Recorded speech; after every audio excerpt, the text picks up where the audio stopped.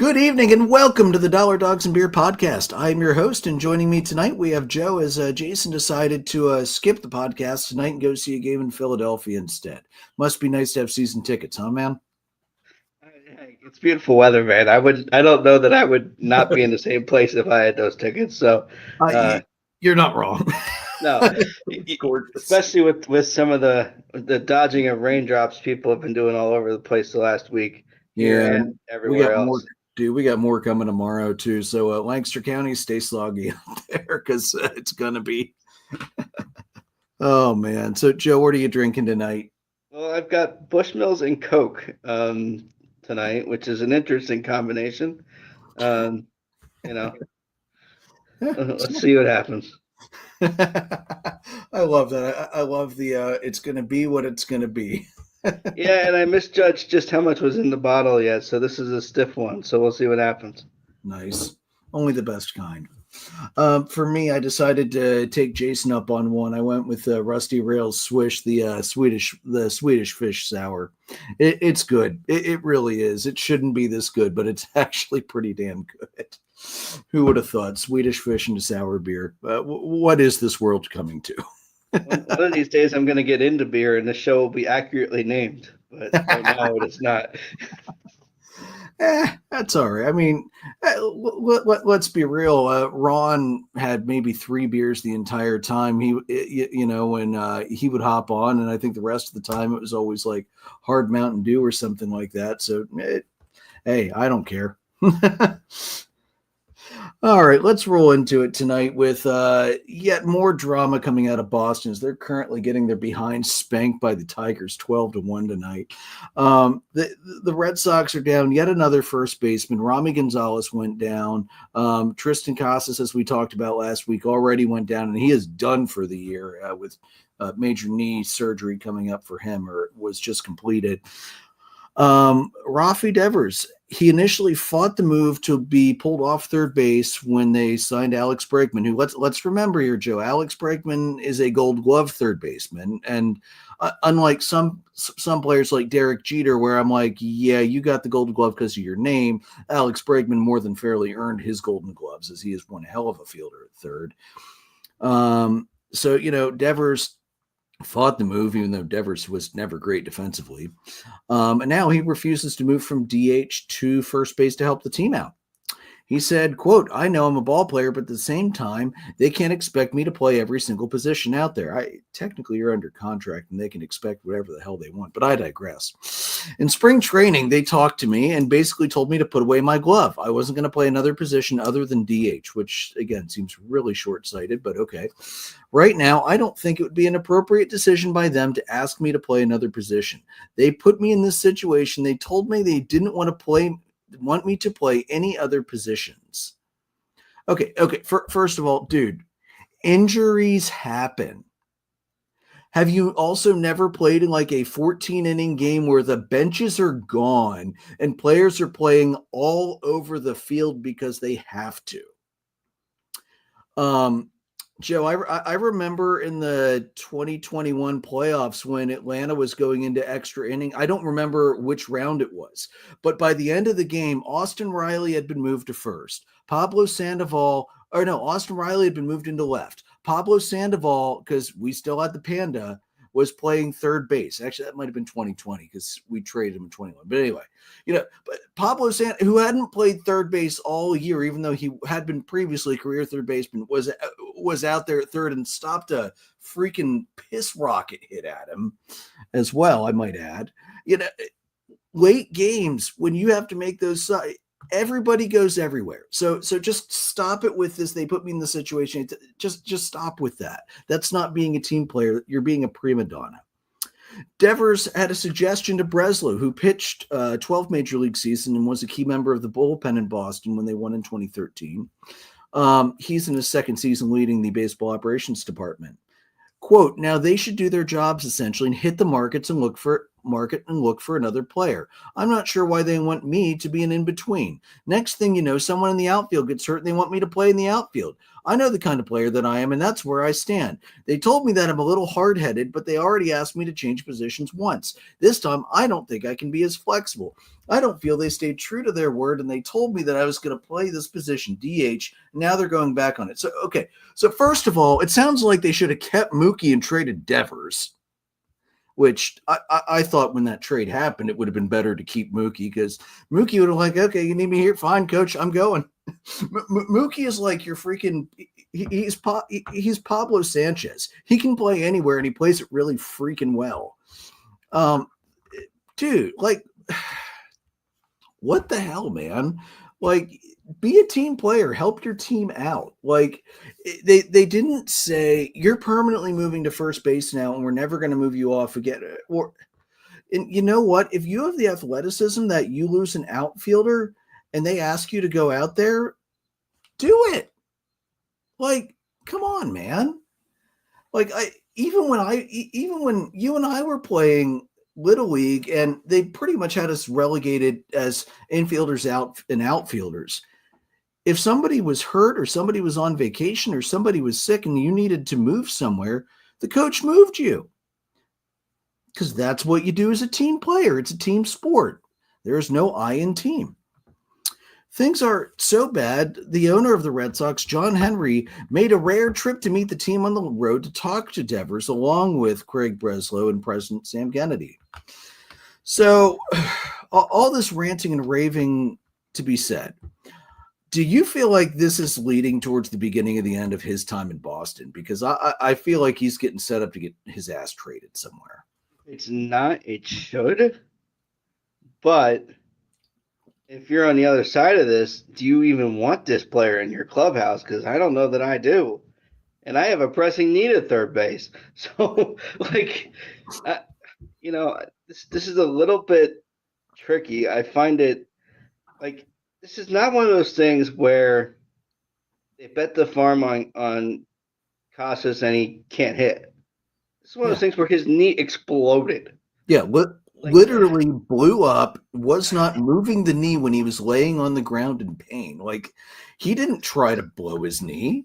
This is not, like, to make a Cubs analogy, this is not Patrick Wisdom being benched for a rookie and then Patrick Wisdom being asked to play third base again. Yeah. Like, that's not what this is. This is, your first baseman is lost for the season because he got hurt, not because he wasn't playing well. And you're being asked to give them a breather for a couple of weeks till they figure out their next option. Because the free agent market sucks right now. Yeah, in general, the free agent market sucks. There's a really good first baseman that is available. Yes. Yeah, I mean, I don't know. Yeah, I mean, who would probably be signed somewhere if the Yankees hadn't so severely poorly mismanaged a head injury? But hey, let's be honest, not surprised there.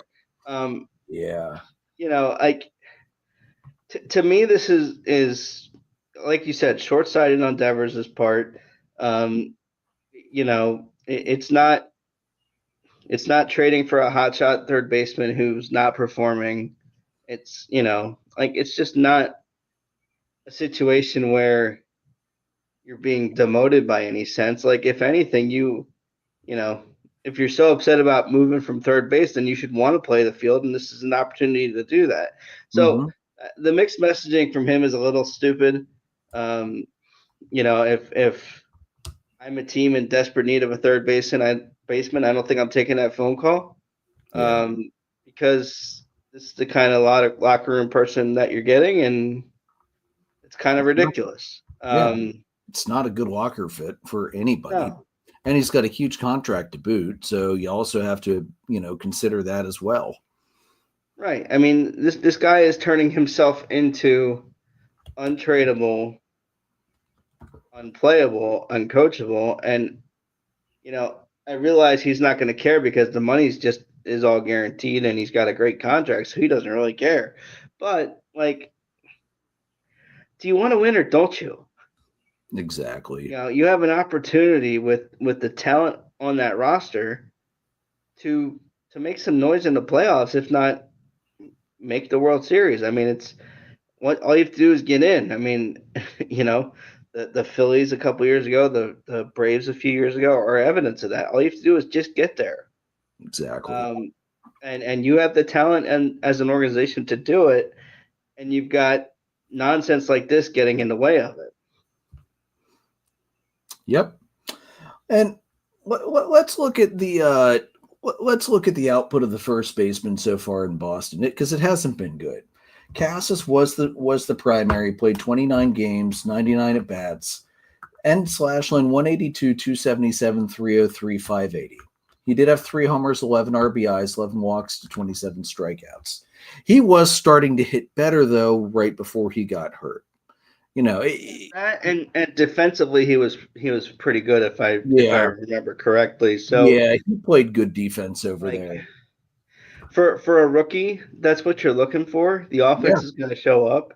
Exactly. I mean, the Cubs are going through the same growing pains with Matt Shaw, where unfortunately, they had to send him down to Iowa, and for a while he wasn't hitting, but now I think it's starting to finally figure itself out. And but Rami, the guy that just got hurt, he had played 17 games, 52 at bats, 308, 362, 423.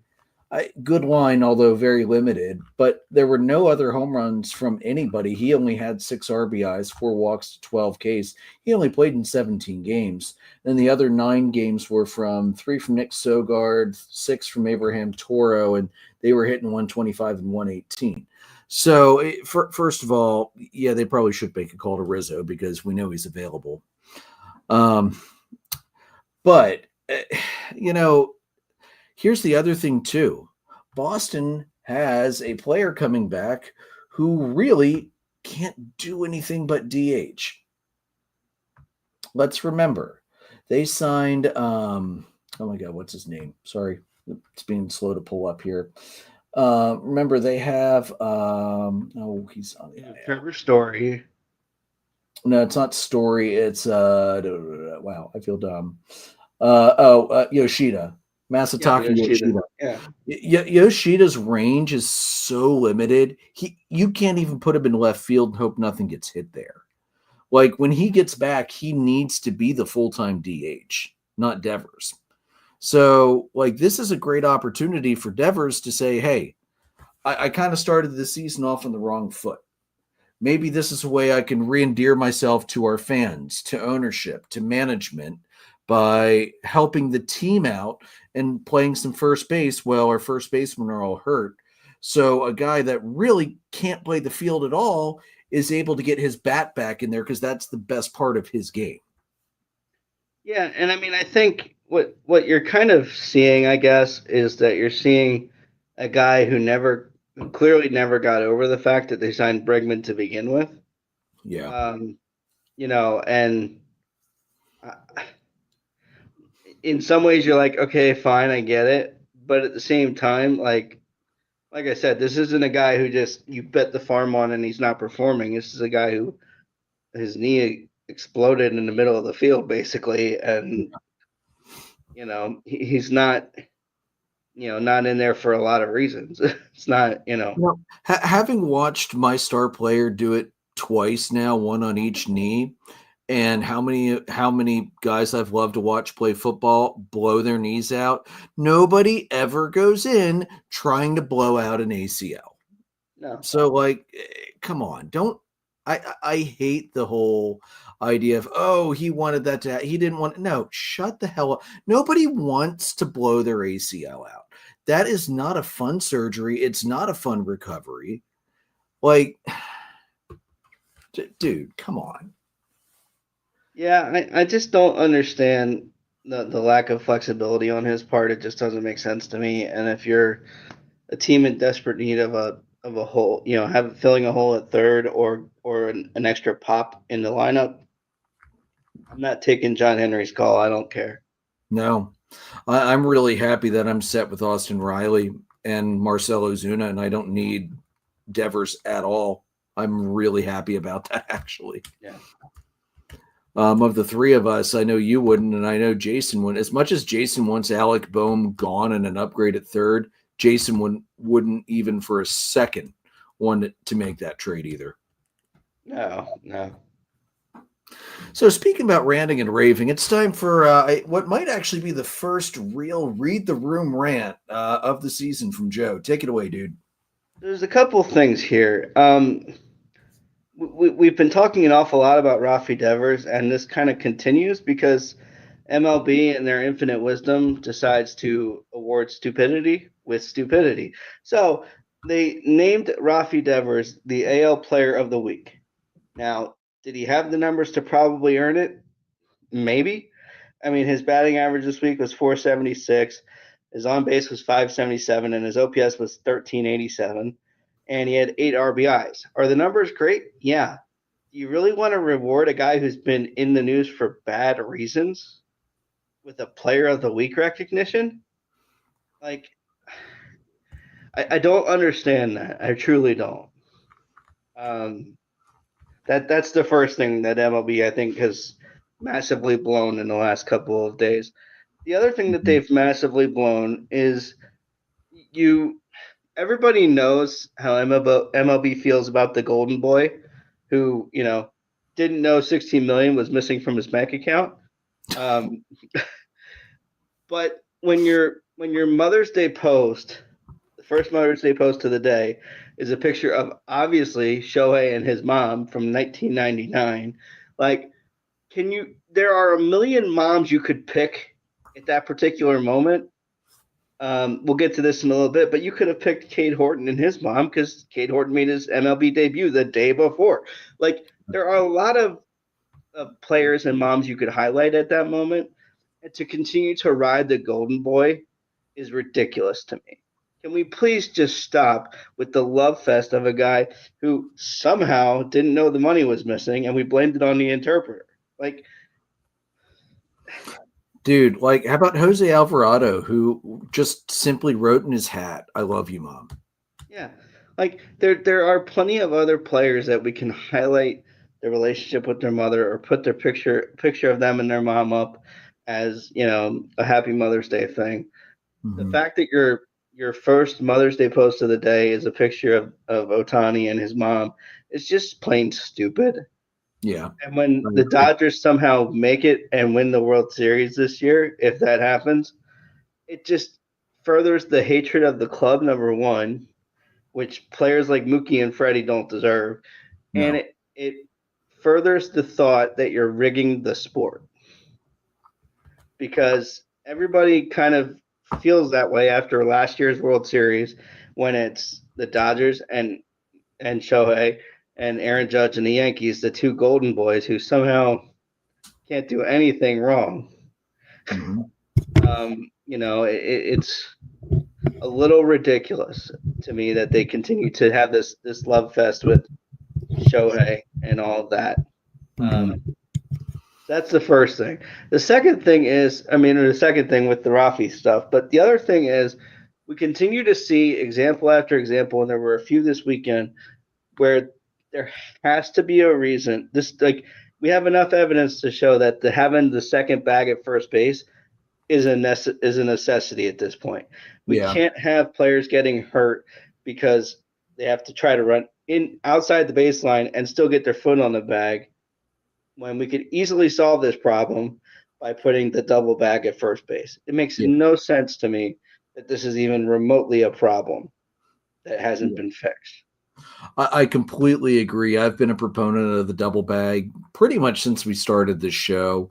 When they added so many so-called player safety increases over the last couple of years, this is the one thing I'm still waiting to see, because there is no reason at all anymore why you should ever have the runner and the first baseman getting tangled up. No. Softball uses it. The double bags are used in a lot of little leagues now. I think even some of the collegiate leagues might use the double bags now. But this is not something that's going to dramatically change how the game is played in the slightest. Because if it's a line drive in the gap, the first baseman's not on the bag anyway, so you don't have a risk of a collision there. So he can hit the regular bag and go.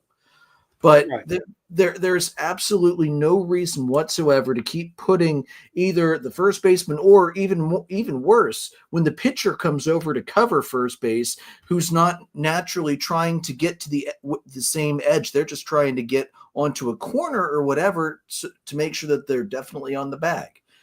It's really ridiculous that MLB has not decided to institute using the double bag for first base. It doesn't need to be anywhere else. The double bag wouldn't matter when you're trying to slide back into first because it would only be effective during the play. So, there's literally no reason not to use it. It's literally only impacted on a single that's in the infield.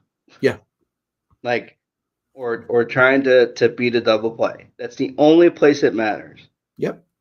And to me, this is just a no-brainer, along with all the other things that we wish they would do. But this is one of those that's just definitely a no-brainer. And with the amount of injuries we have to first basemen, to pitchers covering bags, to runners trying to get to the bag and beat the throw, this is a no-brainer. Let's get our shit together and move on from this. Yeah, it's such an easy, quick fix, and the injury potential that it would save is enormous. It's probably, outside of making pitchers wear some kind of padding or protection inside their hats, it's probably the easiest, most visible thing that MLB could do to say, hey, we care about the safety of our players. This is something we're going to do that will absolutely help reduce injuries. And it would not. And this is not something, and it's not something that has to be tested. It's just not. It's been proven time and time again in Little League and softball, like you said, to be effective and a great use to prevent this kind of stupid. Right. But we'll have to wait and probably have to wait till Manfred retires before we get a commissioner smart enough to even consider that. Sad though that is.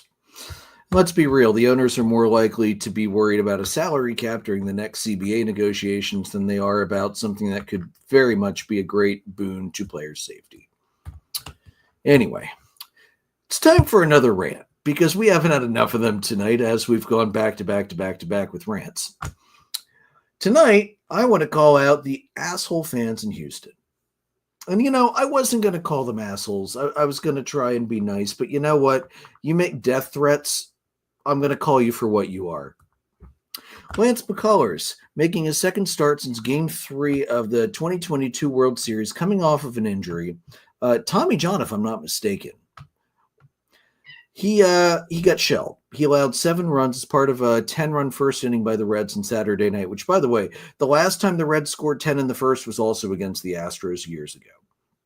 So, it might just be a Reds-Astros thing. Who knows? Because we're in the NL Central, maybe? Yeah, it was it was somewhere between 2000 and 2010, I think. So, yeah, old rivalry. Later, McCullers said that he and his family were the subject of death threats made on social media, which I'm so tired of the keyboard warriors. Just stop.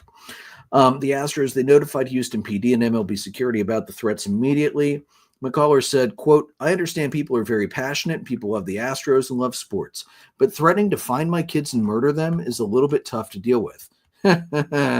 Boy, that must have been the 4th revision PG-13 version because that's not what I would have said.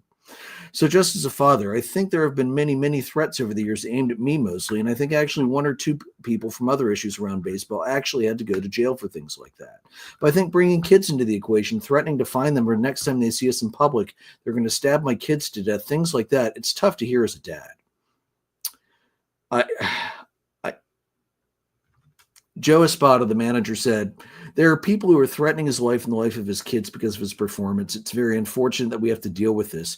After all he's done for this city and for his team, the fact that we have to talk about that in my office. I got kids too, and it really drives me nuts that we have to deal with this. Very sad. Very, very sad. Listen, he hasn't pitched in 2.5 years. It's going to take a little bit of time to get him going, and that's fine. But this can't happen. I'm really upset that this can happen to athletes. As a father myself, if somebody, because of my performance at my job, if somebody said that they were going to find my kids and stab them, I'd be in jail right now because they'd be on the floor in a bloody pulpy mess. You don't make that threat ever. And the fact that people feel entitled, that they're allowed to make threats against ball players just because they had a bad night, that they are going to find their kids and hurt it. No, you are the scum of the earth. I hope the police find you, and I hope they put you in Gen Pop where you'll get taken care of.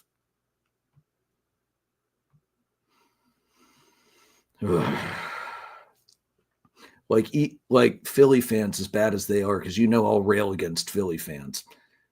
There's a level Phillies fans don't even go to. Remember the guy that threw up on the girl and basically had the entire section turn on him and make sure that he could not go anywhere while security got there?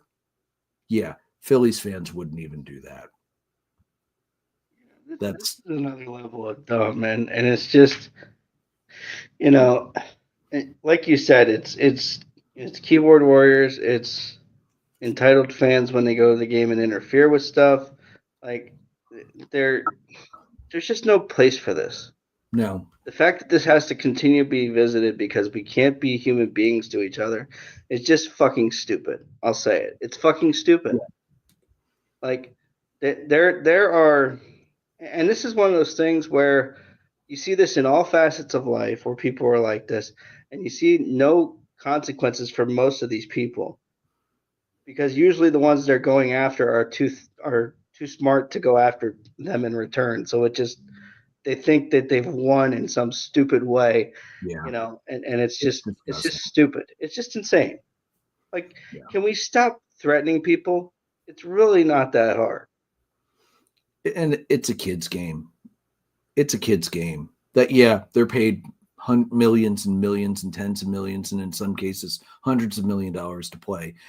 But the debate isn't should they be being paid that much money. People are willing to come to games. Owners are willing to pay them that money. So you don't even have that to back you up as an argument. And the moment you bring innocent kids into it, you've lost any possible credibility you could have ever possibly had in an argument. It says more about the people doing it than it does about the people they're going after. It's just stupid.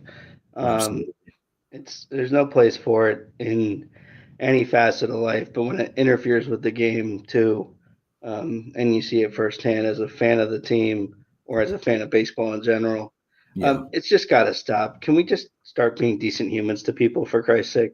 Absolutely. Go back to the golden rule. Be a good person.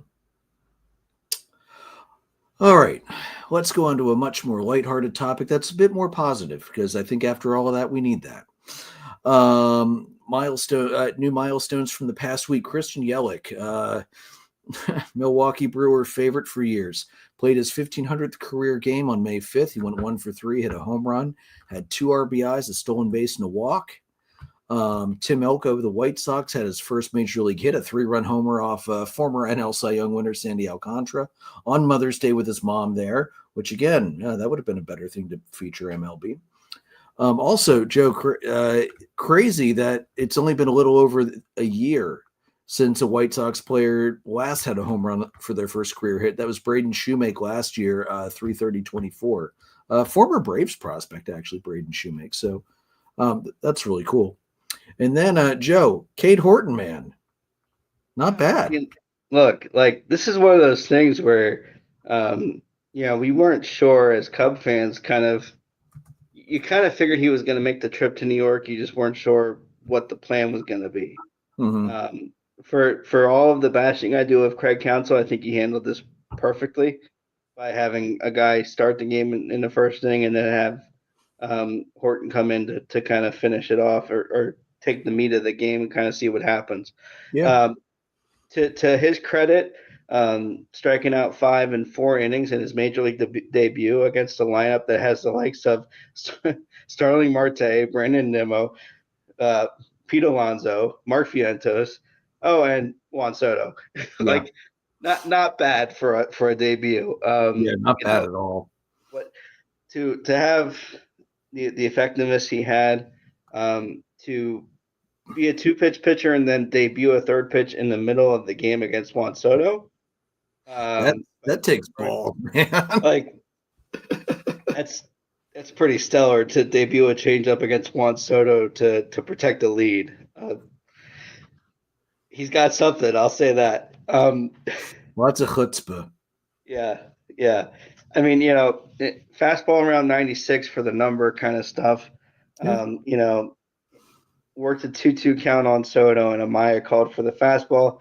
Horton shook him off and threw the changeup and got out of the inning. So, like, fantastic stuff from him, and fantastic stuff from, the offense, showed up, did just enough to make it so that Porter Hodge could not blow the game, or fortunately Porter Hodge didn't blow the game for Horton. That's an exciting thing for him, and exciting for the Cubs, because the last time we had a pitcher with this much heat, I guess you can say, going into their debut was Caleb Killian, and he did not meet the bar. So, yeah, to have somebody the likes of, a Mark Pryor, that the comparisons are there, mm-hmm.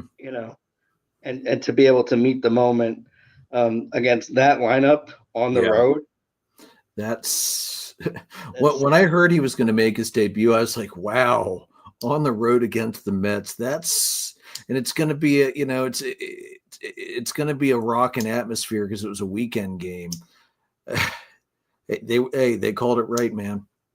And I'm not often a fan of the whole use an opener like that, but I think in this case, I think that was actually a really smart move. He didn't have to fight the top of the teeth at the top.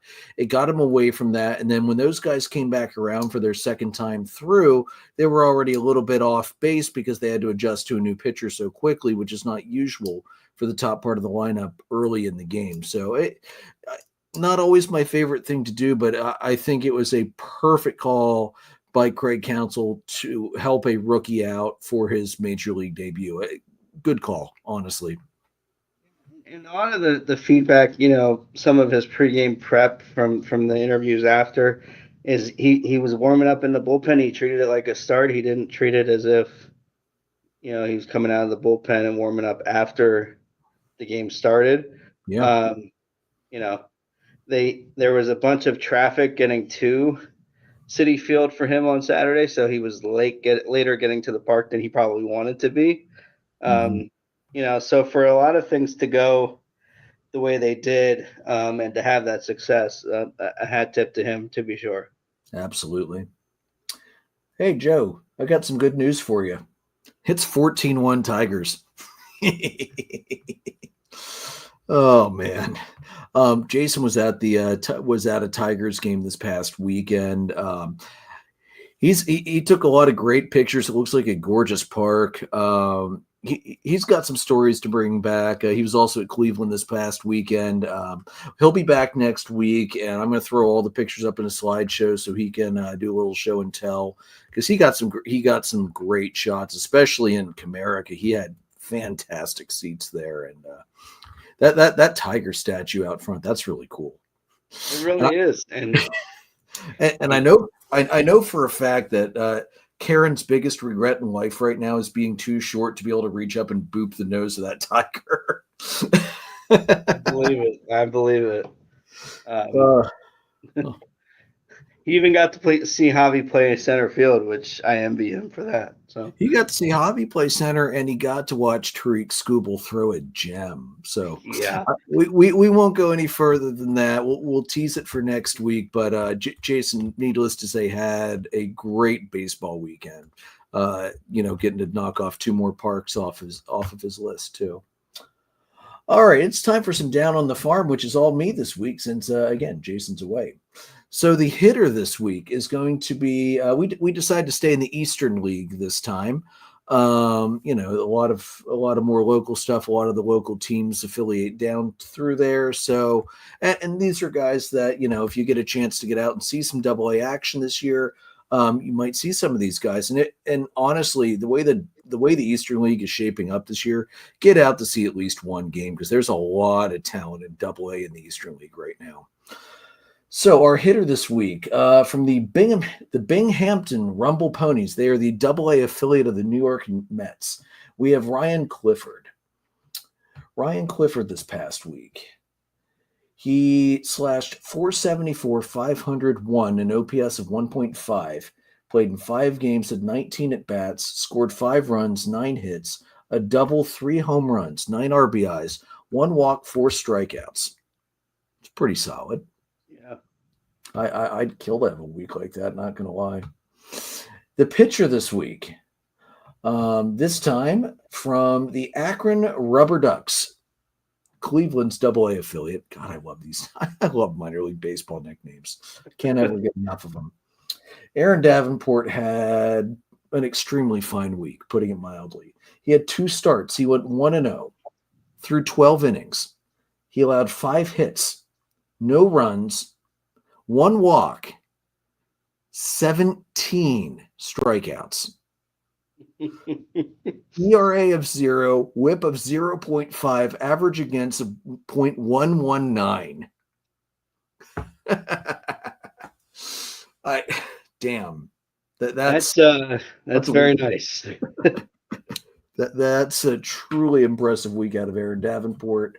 So that's our Down on the Farm players of the week. And I also have a shout out here I want to do for one of my coworker, Pam, her grandson, Kason Ackerman. He was the 10U1 Ephrata Drillers of the 10U1 Ephrata Drillers team. He was named the Play It Again Sports Lancaster Player of the Month for April. Listen to this. These are solid numbers, man. 5 innings, 3 hits, 12 Ks, 3.6 ERA, 1.4 WHIP, a .158 batting average against. 58% of the pitches he threw were thrown for strikes, which is, hey, man, Little League, that's huge. You got to pump strikes. And when he was batting, he went 455, 571, 909, 1.481 OPS. He had 9 RBIs. He hit 1 home run, which was a grand slam, and he also had a triple, 3 singles, 6 runs, and a stolen base. Kaysen, that's freaking awesome, man. Congratulations. Keep it up. Kaysen, cheers to you, man. That's an excellent week. I don't think I ever should say. Man, I never came close to a week like that in Little League. No, it's an excellent month, and Ryan Presley could dream of those pitching numbers. My goodness. You're not wrong. You're not wrong in the slightest. So injury updates. AJ Minter, unfortunately for Mets fans, is out for the year. He did have to have lat surgery. That's going to hurt the bullpen. He's a great left-handed power arm out of the bullpen, and he was a Brave for a long time. I hate seeing Minter get hurt. He is such a gutsy pitcher, and is willing to take any bullpen role you need him to play in. So I hope he heals quickly and comes back with a strong season next year. Clayton Kershaw completed his 5th rehab start. He's going to make his debut soon. Just came down earlier today in Atlanta. Ronald Acuna, not Rafael Soriano, who needs some time on the IL to straighten himself out. Ronald Acuna has been cleared to start rehab assignment tomorrow. So hopefully in the next week or 2, he'll be back in Atlanta and can maybe help charge the team together. And then the really unfortunate injury that happened last week while we were on, Tyler Callahan, the rookie outfielder for the Cincinnati Reds, better than expected. Because especially after we watched him go slamming into the wall full speed like that, out 6 to 8 weeks after breaking his forearm and wrist after crashing into the wall, his forearm was broken in 2 places, which I was not slightly surprised to see after watching that replay. But hey, 6 to 8 weeks. I thought there was a legitimate call to say he might be out for the year, because I was worried about compound wrist fractures on top of a forearm fracture. So, hey, 6 to 8 weeks. I hope the best for him. because that's such an unfortunate injury. And first of all, I want to ask you this, Joe. Do you think it was a catch? I know Atlanta's announcers were actually surprised that it was overturned to not a catch. I can see it both ways because MLB never really ever clearly defined how long you have to hold the ball to call it a catch.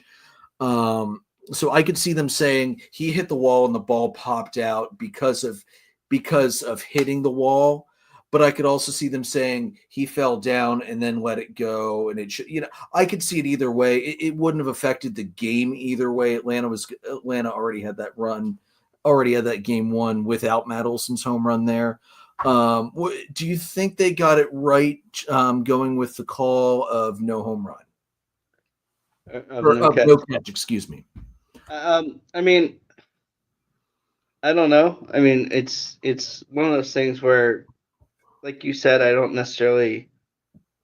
couldn't necessarily disagree with it regardless of how they called it. And I mean, it's one of those things where, I mean, he basically made the catch at the wall, so there really wasn't any real time to hold it. Right. There's no time to hold it. It's not like he went to try to throw it or flip it. Yeah. You can't rule a transfer or something like that. So, I mean, given the circumstances of the play, I think there wasn't a whole lot that they could do to change what was originally called. Right. And what was called on the field was a no catch and then an inside the park home run.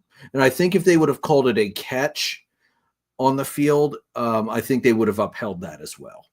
Yeah, I definitely could see it. It's a lot of the kind of like we're used to with football anymore, where if it's called a certain way on the field, even if the video looks convincing to the casual observer, they're not going to flip it. Yeah. So I think because it was called the way it was before they reviewed it, I think that influences things a little bit. The other thing that you saw, some people were like questioning whether Olson should have ran this out or not, and it's like it's a baseball play. You have to finish the play. It's live. You don't stop because the guy gets hurt. You keep going until you're stopped because the ball comes in. I mean, if he finishes the play and they decide it's an out, fine. If they finish the play and they decide to rule it a double, then he goes back to second and we're fine. Like, it's really not – it's one of those things where it's a lot easier to correct it after than it is to correct it in the moment. And there's really nothing he's really able to do. Yeah, maybe some sportsmanship thoughts are maybe he should have stopped, and it's like, well, yeah, maybe, but you can't do that in that situation because it's just the way the play goes. I mean, it's like football. You keep going until the whistle is blown. In baseball, you keep playing until the umpire calls dead ball timeout.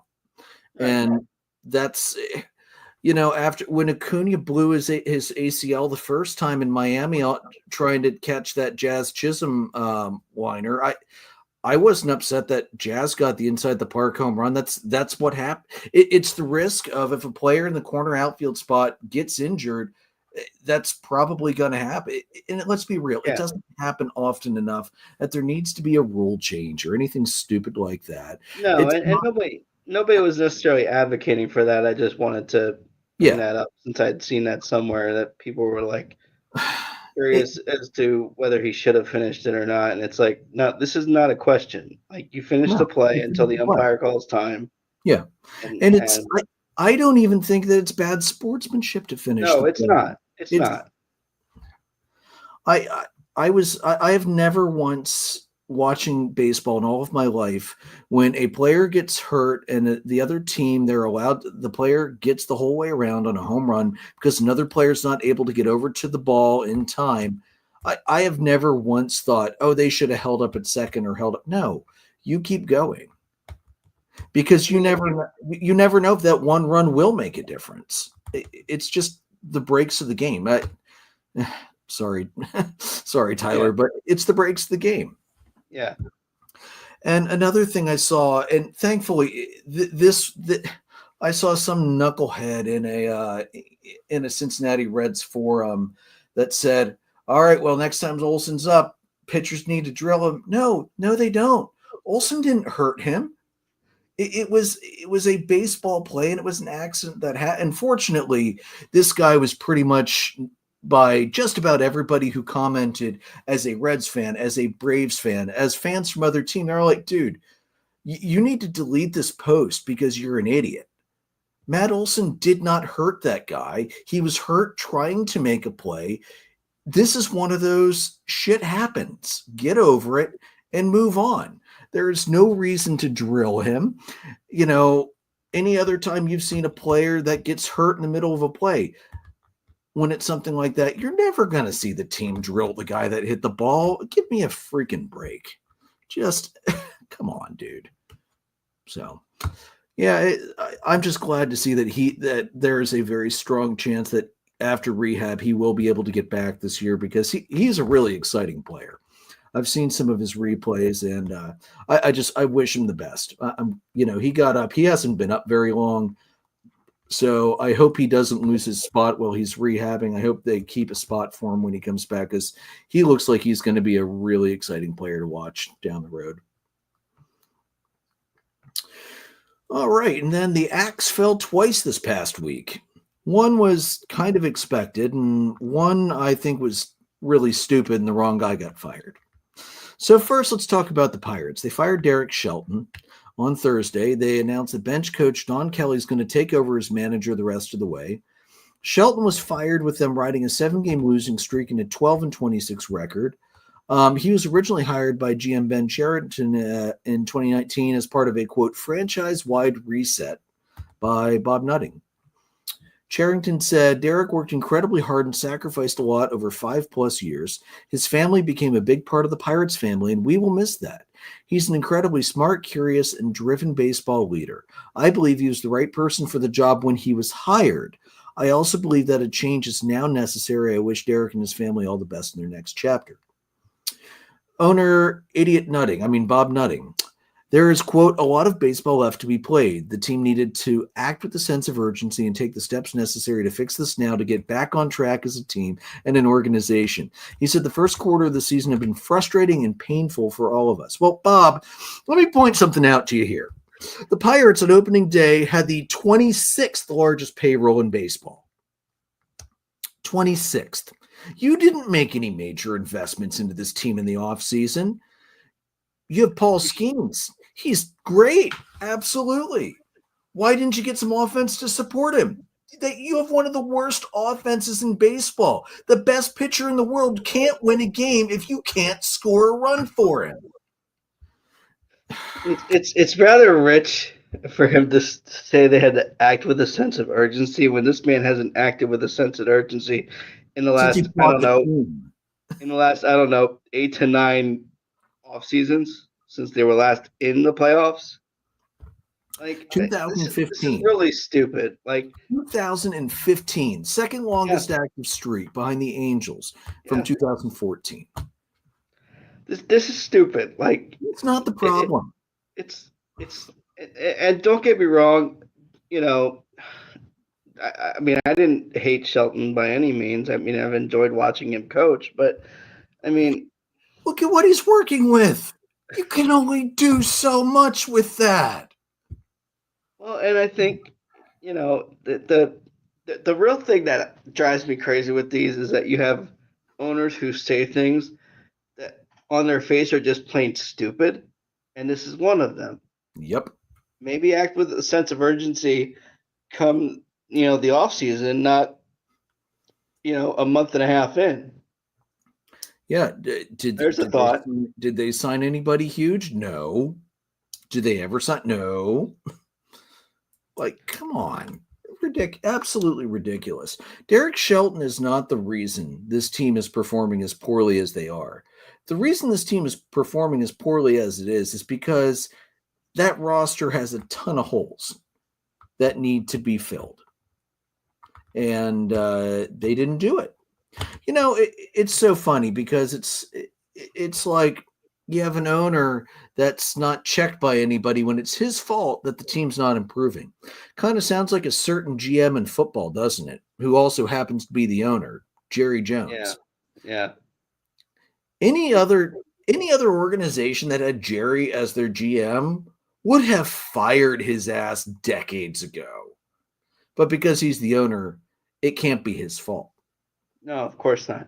It's the same thing here.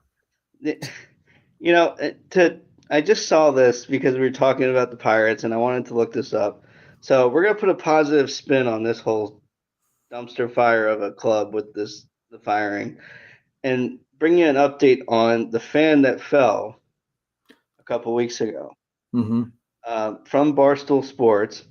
Um, he still has a long way to go. He's dealing with a broken neck, clavicle, and back, so there's plenty of obstacles ahead. But he's showing real strength, and we're staying hopeful for a smooth recovery. So he's continuing to progress, which is fantastic. Amazing. And he said he'll speak more when he gets out of the hospital in about a week. But for now, he summed up everything this way: "I'm all right. I can't really sleep. I have a lot of back pain. Broken everything," is how he categorized it. Yeah. Not only the back and the neck, but he's got a swollen hand as well.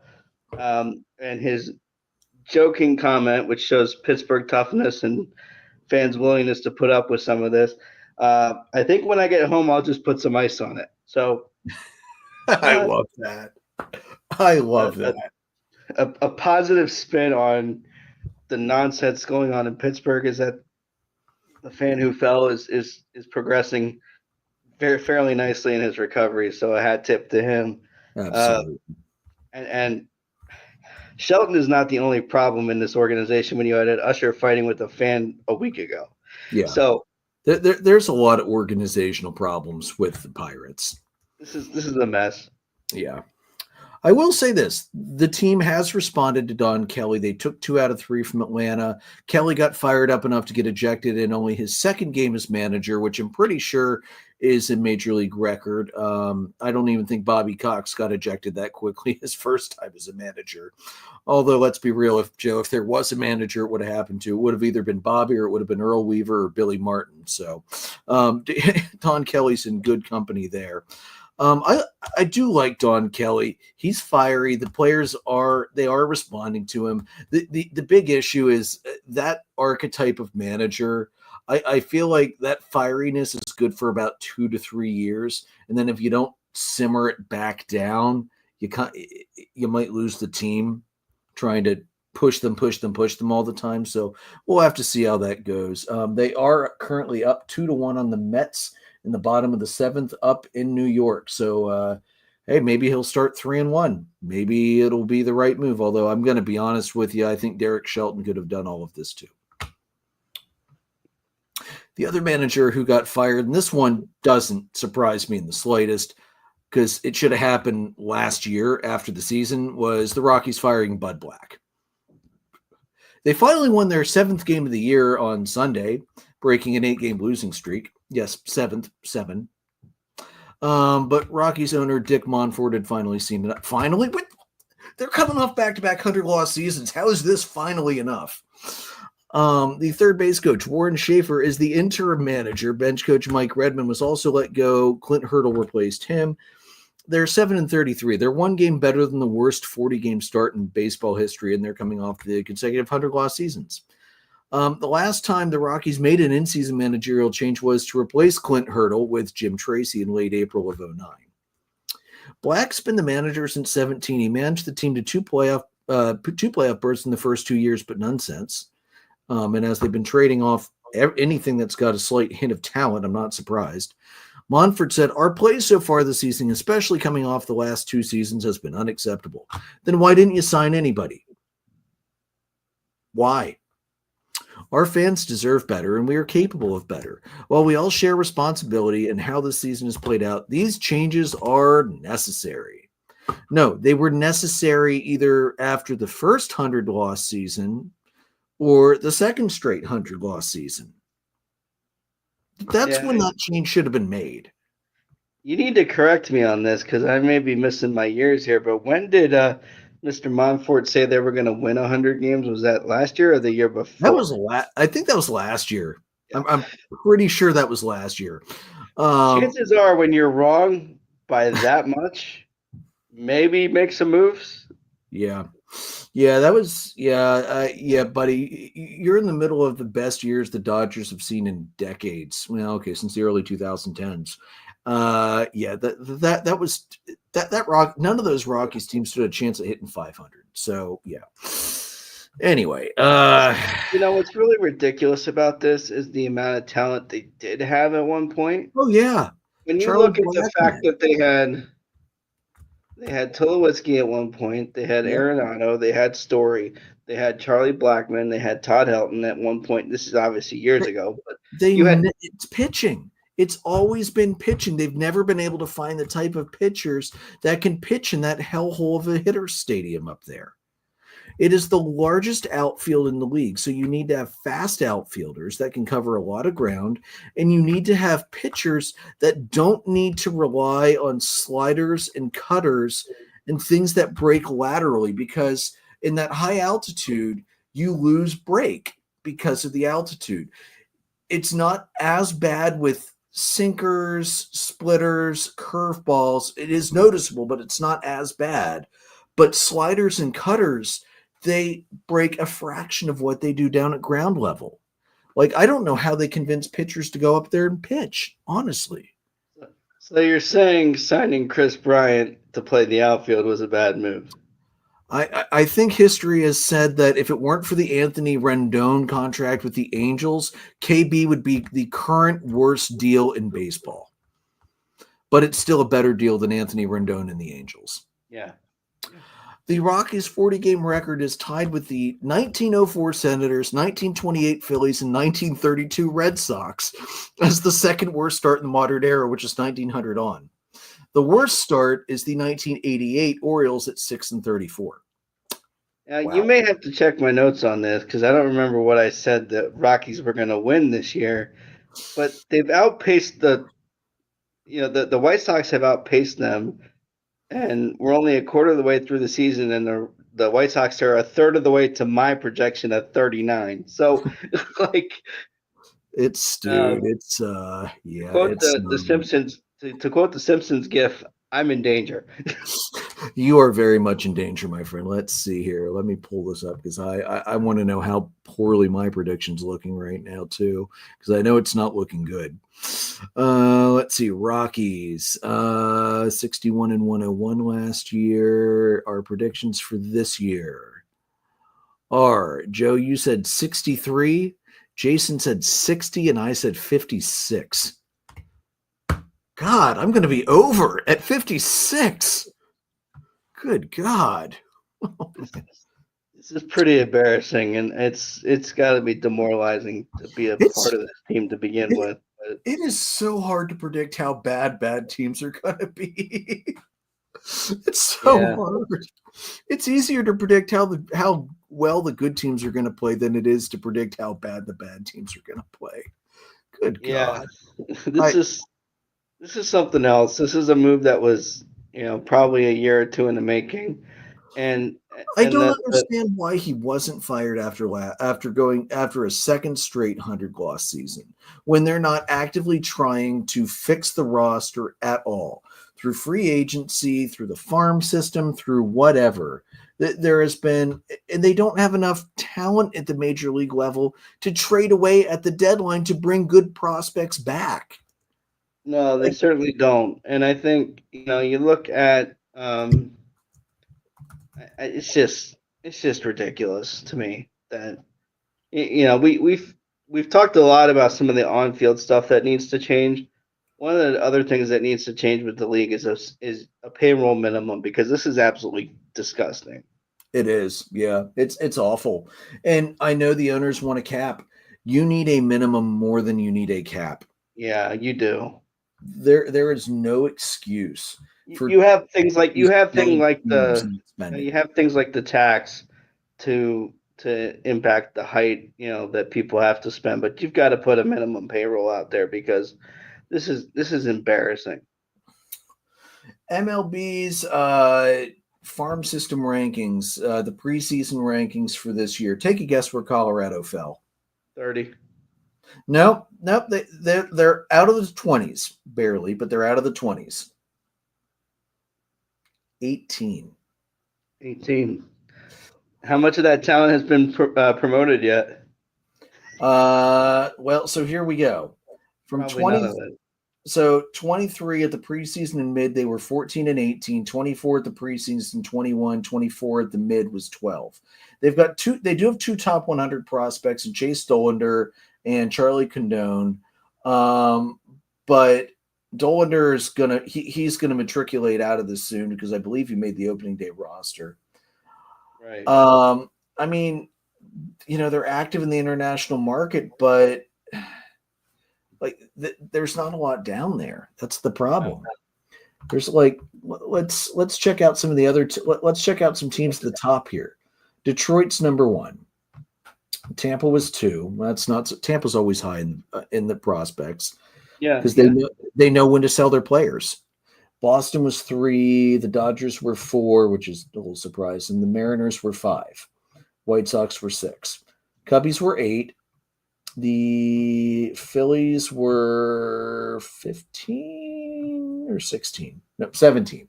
Phillies were 17.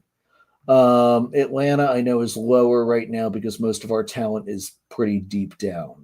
We're 26. And Baldwin came up already, and Cam Caminiti I expect to see next year or late this year. Yeah. Most of our top prospects are down in the lower levels, which is why that's where it is. Right. So, because there's a ton of pitching down there. But come on, you're not. Where's the effort? They're not signing anybody. They're not. I'm tired of seeing these owners that just don't care, but they're going to blame.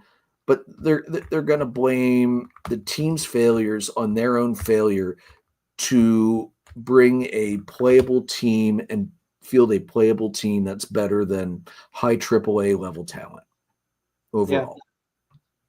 Yeah. That's what it is. It's owner failure on both accounts. Yep. All right. Wow.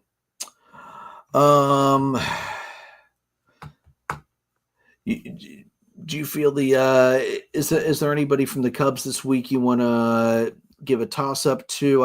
I know you did a little bit earlier, or any rant you have about them in particular? No, I mean, I think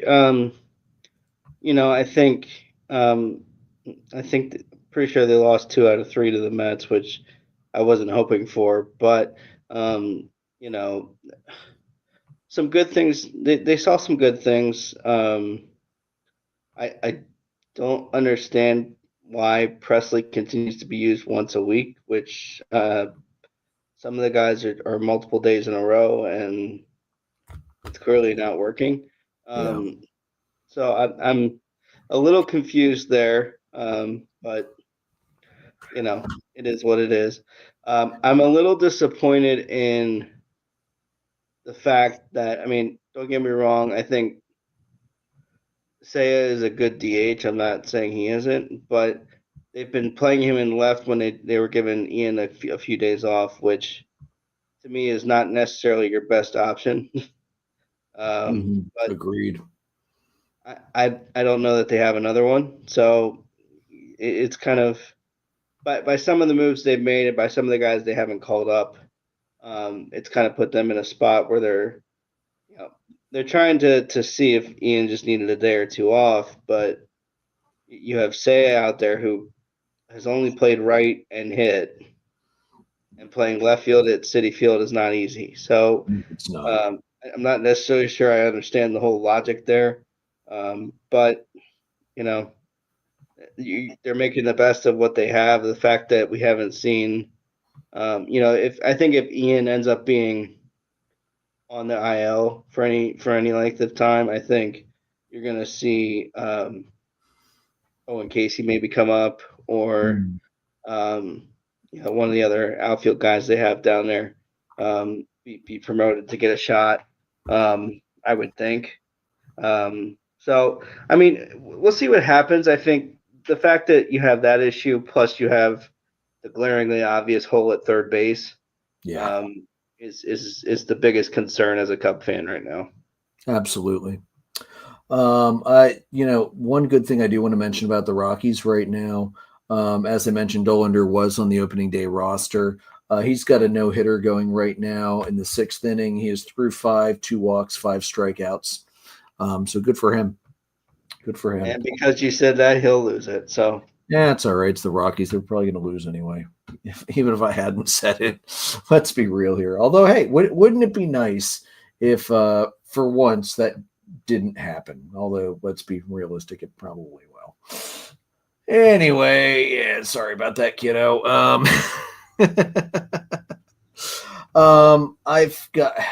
I saw we've got another blown save in Atlanta tonight from Iglesias, although this one's not his fault.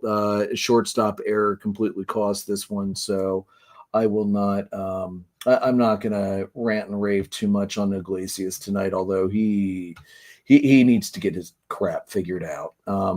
But there is one Brave that I will that I do want to show off, but I'm going to do that during Hot List because he has more than earned his spot on the list this week. All right, so yeah, I'm still frustrated, but it is what it is. The Braves always start slow; they'll get there. Time will tell. All right. So, Joe, did you have anything else you wanted to bring up before Hot List this week? nope. All right. Let's roll into it. Going into the Hot List, we'll start with the hitters. For me, little homer pick, even though he's not mine anymore. Freddie Freeman, 500, 501. That's a 1.5 OPS on the week. Big reason why I managed to hold on to a tie in fantasy baseball was thanks to the bat of Freddie Freeman. Freddie had 28 at-bats, had 7 runs, 3 homers, 12 RBIs, 14 singles, 3 doubles, 2 walks, and 5 strikeouts. I love seeing Freddie hit well. I really do. What do you got for your hot hitter this week, Joe? I'm gonna since Jason's not here, I got 2. Helio Ramos from the Giants, slash line of 625, 667, 1118, or 1188, I should say, an OPS of 1855. 4 runs on 10 hits, 3 doubles, 2 homers, 7 RBIs, 2 walks, a strikeout, and caught stealing once. And then the other one, Jackson Merrill, 579, 600, 842, OPS of 1442. 5 runs, 11 hits, 2 doubles, a homer, 6 RBIs, 3 strikeouts. That's not bad at all. No. Especially now that he's back from injury, it's kind of nice for him to get on a roll coming off the injury. Yeah, because he already got the big contract. So, now it's time to earn the big contract. Joe, who was the Moneyball hitter of the week? Well, there's one bright spot in Denver, Colorado, and it's Ryan McMahon at third base. So he's the Moneyball player this week. Slash line of 500, on base of 625, slugging 1111 with a OPS of 1736. 8 runs on 9 hits, 2 doubles, 3 homers, 4 RBIs, 6 walks, and 5 strikeouts. I love seeing players walk more than they strike out. Can we bring back strikeouts being a bad thing again? Please. Not to sound like not to sound like the great switch hitting first ballot Hall of Famer Larry Jones, but can we stop not feeling bad when you strike out? Please? That would be great. You need to feel bad when you strike out. You just took an out away from your team and it didn't stress the defense. If you have to get an out, it's better to get that ground out or that fly out. Make the defense freaking work.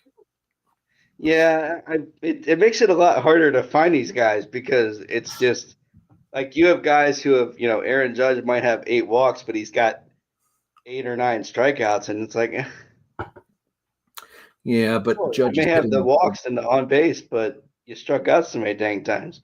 Yeah, it's nuts. Yeah. Hashtag bring back the 300 hitter. Bring back the 300 hitter. Please. And I know I was spoiled watching Chipper for all those years, but come on, please, can we have some more 300 hitters? All right, my pitcher this week, I total homer pick, but Earned homer pick, A.J. Smith-Shawver of Atlanta. He had 2 starts this past week. I'll give you the full week line, and then I'm going to give you the line from the one game. So 1-0, 13 and 2/3, 12 strikeouts, .66 ERA, .88 WHIP, 1 earned run, 6 hits, 6 walks. That was the line for the whole week. The game I want to feature, though, was the 4-0 victory over the Reds last week. He went 8 innings, 1 hit, 4 walks, 5 Ks. That was the one where Curtis had to poke his head into the chat and say, "Hey, by the way, did you see Smith-Shawver's got a no-hitter going?" I think the no-hitter fell not too long after that. Nice job, Curtis. Nice job. But fortunately, it didn't affect too much, and that was unfortunately the game where Callahan got hurt. So you know, it was unfortunate, but Smith-Shawver pitched an excellent game. The 4 walks. He's a young guy. He's still earning his strike zone, but it's encouraging to see because he had a rocky time in Atlanta last year. Bounced a bunch between AAA and MLB, and it looks like he's finally starting to settle in and show why he's been such a high prospect for them for so long. So I'm really happy to see that it's all starting to click. Yeah, it couldn't come at a better time for the Braves, that's for sure. Oh, God, you ain't kidding there. Joe, your pitcher this week.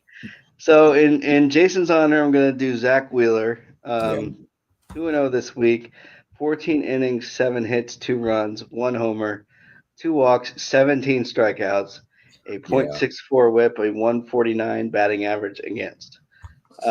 Wheeler had a great week, no doubt. Now, the other pitcher I have is a relief pitcher, Danny Colombe from Minnesota.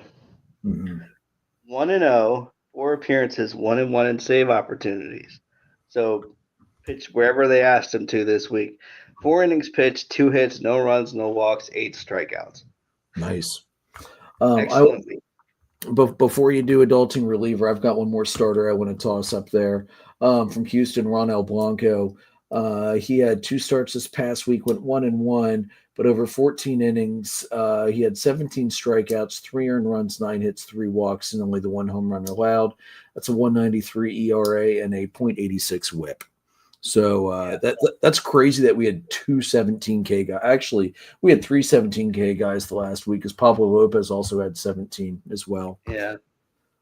So a lot of strikeouts last week. All right, Joe, the adulting reliever of the week. Is Jahan Duran from Minnesota. Yeah. 1-0, 4 appearances. The other 3 appearances were saves. So 3 saves and 3 opportunities. 4 innings pitched, 1 hit, 1 run, 1 walk, and 6 strikeouts. Yep. Can't argue that one at all. No. All right. My 2 hot teams this week, Joe. First of all, 2 teams on 8-game winning streaks right now. The Twins, 8-2 in the last 10 on an 8-2. They are over 500. They have brought themselves out from a pretty big early hole to working their way back into contention. They're only 5 games behind Detroit at this point and half a game out of one of the wild card spots. So good work by the Twins over this past week. My other team is, where in the heck are they? There they are, St. Louis. I know you have to. St. Louis is playing great baseball right now.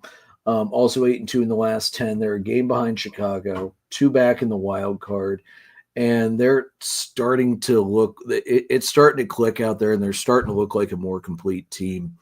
And as we begrudgingly admit, baseball's better when the Cardinals are good because that's the franchise that they are. They are the class of baseball. Sorry, Yankees fans, it's the Cardinals. It's not you. Yeah. And we talked about this a bunch when Zach was on before the season. This is a team I thought could be sneaky good, and they found a way to do that. And moving Wilson to first base has done wonders for him as a player. What a move! He looks good at first. Brilliant move by Marmol and the organization there to move Wilson to first base. Fantastic idea. And unlike Rafael Devers, Wilson's like, yeah, I will absolutely be a team player. I will go where you need me to. I will do the best thing for the team because it's a team sport. Thank you, Wilson. To be fair, he was playing like shit behind the plate last year. So I mean, yeah, he was, but that's not the point. yes, it is. It's the best move for the team. The broader point is still there, but Anybody else for you for the hot list this week? um, I feel like the Phillies have.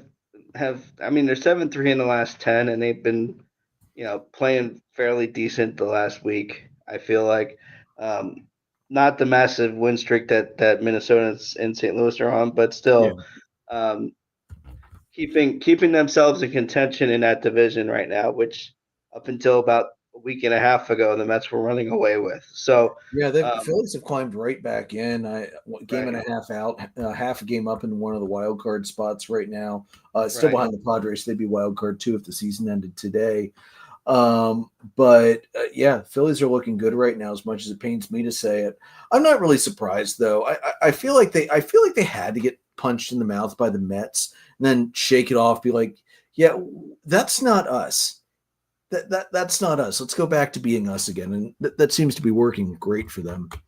yeah. The other one is Toronto because they're on a 4-game winning streak, and have kind of gotten themselves into a spot where you kind of feel like they're getting to a point where the dam's going to break one way or the other. Yeah. Um, for the sort of the long term outlook for them. Well, and Scherzer will be back soon, so we'll see if there's anything left in the tank there that he can give them. So Yeah, besides mocking the umpires from the dugout. that was pretty stupid. It But was a little funny, but it was more stupid than funny. Let's be real here. Mad Max has well earned his reputation that he's got, and that might have been among the most Mad Max things we have ever seen Max Scherzer do. And it was pretty much. Yeah, that's fair to say. So I mean those are the only other two teams I had that were trending in the right direction this week. And I saw something today with regards to the Phillies where Harper is like, I don't want Schwarber playing anywhere else. So Dombrowski Yeah. get the deal done. Do what the Cubs should have done. You're not wrong. And, I appreciate Bryce Harper saying that because I could absolutely see Schwarber being a guy that Dombrowski's going to say, I mean, you're a DH only guy, and I don't know how long I'm going to need it. Dude, shut the hell up. Please sign the guy. Sign the guy. He loves Oh, being in Philly. He has made himself an integral part of that community. He has a beer named after him that Yards brews. He's got his own sandwich at Wawa, which, by the way, I still say should have been the Phillies uniform patch. Should have been Wawa, but I digress. anyway. Yeah, just come on. Yeah. So, did you see any replays of the game where the Diamondbacks debuted the City Connects last week? Not no. Look up some of the replays and see them in action. They turned out to be really sharp. You don't see like the snakeskin print stuff, but the colors look great. So right now they are my favorite of the current round of City Connects that have come out, and it could be very possible they stay at the top for before all of these are said and done. It's a really nice uniform. I kind of hope they keep it actually when they get City Connect 3.0 because we know Nike's not going to stop beating this dead horse. No, they're not. When do they ever? Looking at games this upcoming week, Atlanta after Iglesias blew it in the ninth, although this one was not his fault. This was completely on a shortstop error. Atlanta did win in the bottom of the ninth, 4-3. So the first of four at home against Washington went well. Tomorrow we've got Schwellenbach versus Soroka. Wow, that's weird to see. And then Elder Parker, Smith Shaver, and Williams. And then continuing this long run of continuous games because we're not off until next Monday. We go to Boston for 3. Sale versus Crochet. Oh, that's going to be fun. I'm actually really looking forward to that one. Holmes versus Giolito and Schwellenbach versus Hauk. So that should be they need to make we need to have a good week. We need to win at least 4 games or 5 games this week and get our rear ends into gear. For our friends down in Baltimore who are still kind of languishing around, I mean, 15-24, 7.5 back and dead last is not going to get it done. They are right now. They are starting a series at home with the Red Hot Twins. Povich versus Woods Richardson, Kremer versus Ober, Sugano versus Paddock. And then they've got the Nationals at home for the weekend. Gibson versus Gore, Eflin versus Irvin, and Povich versus Soroka. Dude, I don't know if the Orioles are going to dig out of this. I really don't. I'm not feeling it right now. We got to get Jim on and see what he thinks. Yeah, I'd be interested to see what Jim thinks. I mean, a lot of obviously people are like, well, it's too early, but no, I don't think it is. You see, it's one thing for Atlanta to say it's too early when they're hovering right around 500 and within striking distance of both the division and the wild card. The Orioles are at 15-24. They're almost 10 games under, and they're creeping towards. They're at 7.5 back, so they're creeping towards 10 games back, 5.5 back in the wild card. And Atlanta's got a -2 differential. Baltimore's at -65. They didn't address their pitching, and it's biting them. Yeah, it sure is. Let's see here. The Cubbies this week currently playing Miami. Let me see here. I thought I had that score up, but it disappeared on me. Cubbies 5, Miami 2 in the middle of the 7th. Well, that's good. Rea versus Quantrill is the matchup tonight. Brown versus Bellozo tomorrow. Tyone versus Weathers on Wednesday. And then we've got the All-Chicago Subway Series for the weekend on the north side. Cubs have not announced a starter for Friday yet. They'll be going against Smith. Boyd versus Burke on Saturday. Rea versus Cannon on Sunday. You haven't heard of a probable for Friday yet? No, I mean, part of me thinks it's gonna be Horton, but you never know. The other side of that pitching matchup, though, Smith for the White Sox has been a really bright spot for them. Yeah, so if you have a chance to watch him pitch, it's a good opportunity to do that. Didn't we have him as one of the hot pitchers earlier this year? I don't think so. Maybe for one of the weeks, but okay. He's really been a bright spot for them, along with some of the contributions they're getting offensively from a healthy Luis Robert, which is, knock on wood, is very crazy to say still in May. It's only May. That's the point to remember. Yeah. And then finally for the Phillies this week, they did lose to St. Louis tonight, 3-2. Leahy took the win. Strom took the loss. Helsley took the save. Oh, no, Jason's not perfect seeing the Phillies anymore this year. What a pity. He knew that loss had to be coming at some point, though. Tomorrow, Luzardo versus Gray and Nola versus Fetty on Wednesday. And then the Phillies invite the Pirates to town. Suarez versus Heaney, Wheeler versus Mlodzinski, and Sanchez versus Skeens on Sunday. Boy, that's going to be much CTV. Too bad that's not the Sunday night game to throw more chaos into it. Because that would be an awesome Sunday night baseball game. I don't know about you, Joe, but I'd happily watch Jason just go nuts for 3.5 hours trying to figure out what's going to happen during Sunday night baseball this week and how the curse is going to affect his team against Paul Skeens. I'm sorry, that's not nice. Oh, that's why it's not the Phillies this weekend. It's because it's Mets Yankees. That's why. Of course it is. Well, good. Maybe the Mets will get bitten by the curse of Sunday night baseball this week. I wouldn't shed a tear. All right, Joe. That's everything I've got. Anything else for you? Nope, that's it. We got some good baseball this week. I'm actually kind of excited to watch a bunch of these games. So, guys, audio recordings are available on Anchor, Spotify, Google Podcast, Apple Podcasts, and anywhere you find podcasts. We're live on YouTube and Facebook, and merchandise is at redbubble.com/people/DDAB-podcast. Follow us on Facebook at facebook.com/dollardogsandbeer. We're presented by Dark Arrow Podcast LLC and sponsored by Baron Barbershop over in Mannheim. Folks, may your dogs always cost $1. May your beer always be cold, and we will see you next week with Jason's very large recap of the last couple weeks for him in baseball.